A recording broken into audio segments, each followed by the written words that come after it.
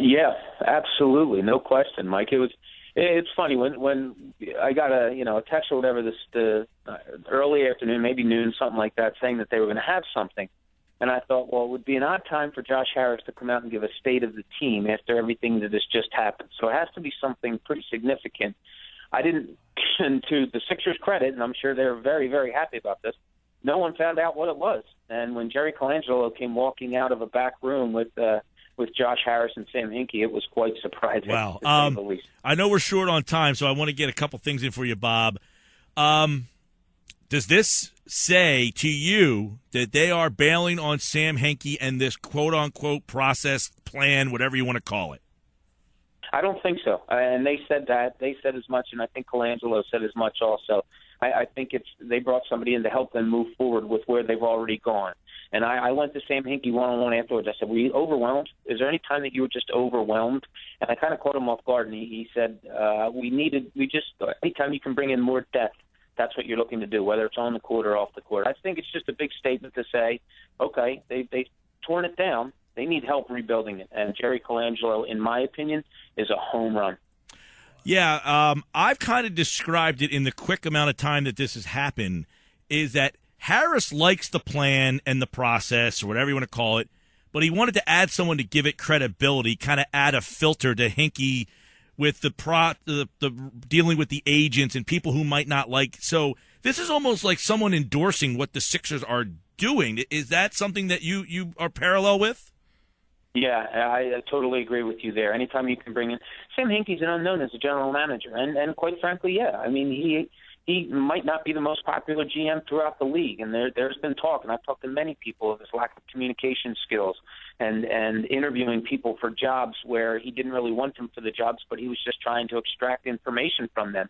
You know, he's rubbed some people the wrong way, and understandably so, and a lot of GMs and people around the league aren't on board with this at all and want to have nothing to do with it. So, yeah, bringing in a Jerry Colangelo certainly gives the team credibility, the front office credibility, and it gives you an extra voice of moving this team forward. And like I said, I don't know if they could have gotten a better guy, quite frankly. I agree. I mean, I can't imagine finding some more credible basketball guy. Now, a couple of years ago, we thought that with Rod Thorne. I think there would be concern if you brought Colangelo in here and his plan was to basically break off and deviate from what you have going on right now. Wouldn't that be a concern? Well, that's what I asked him. That was my question to him. I said, what do you see, and are you comfortable with where you are, where this organization is moving forward? And he said he'll have to study it. It was only a week and a half since they've been talking, according to all of them. And he said he just hasn't had time to fully study where they are. I'm looking and I'm watching the guy, and I'm thinking it's a pretty good position to be in, you would think, with all these draft picks coming up. You have a lot of talent. Now, you're also a guy that can get some free agents. You can land some people. He's coming in with an awful lot of assets, which is exactly what the Sixers wanted to do. And I think around basketball and now around this organization, they're very confident that they have somebody that can move this forward maybe a little quicker and maybe a little better than maybe just Sam Hinkie doing it solely. Right. It's almost as if, like, Harris is saying, I like what Hinkie's doing, the assets he's assembled, but now I have someone to kind of filter him with what he does with those assets and has better connections to make those assets more profitable, more impactful. Yeah, no question. It almost reeked of me. It reeked to me that okay, Sam knows how to tear down an organization. He just needs help building it back up, because that's a monumental task. And people will argue both ways of how this process is going. Today, I think, proved that they are ready to move forward, maybe a little quicker than originally thought, and bolder. And you've got an unbelievable basketball mind now, in my opinion, pretty much running the show. And it can only help. If you look at it, and we've said this often, Mike, Sam Hinkie is there's no basketball guys in this organization, save Brett Brown, that are really, helping run this show. Sam Hinkie's a numbers guy, and he learned what he learned in Houston and all, but as far as true basketball guys, there really just weren't many around. A lot of scouts, a lot of other people in the front office have left. So getting Jerry Colangelo is just monumental for this rebuild process. Yeah, now I know Colangelo today was pretty adamant that they need to have some more veteran players. Now, I guess one concern would be you've come this far. You're this bad.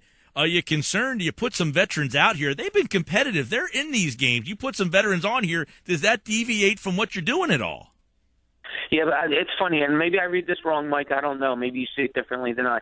As he's talking, I'm not even thinking about this year at all. Like I think Jerry Colangelo basically comes in, assesses what he has, looks what the assets are moving forward, and that's what you're looking to. You're looking to next year. You're looking to the draft. You're looking to what kind of team you're fielding next year. I don't think he's going to come in here now and say, look, we need some veterans to surround Jahlil Okafor right now to keep him out of trouble. Okay. I think maybe he goes right to Colangelo and says, look, you're my personal guard on him, something like that. I don't see any monumental veterans, being brought in here just to babysit Jahlil Okafor. If you're Sam Hinkie today, do you feel any differently than you did 48 hours ago? He'll say no, and the organization will say no. He'll say he's happier because, look, we just brought somebody on board, and maybe he does.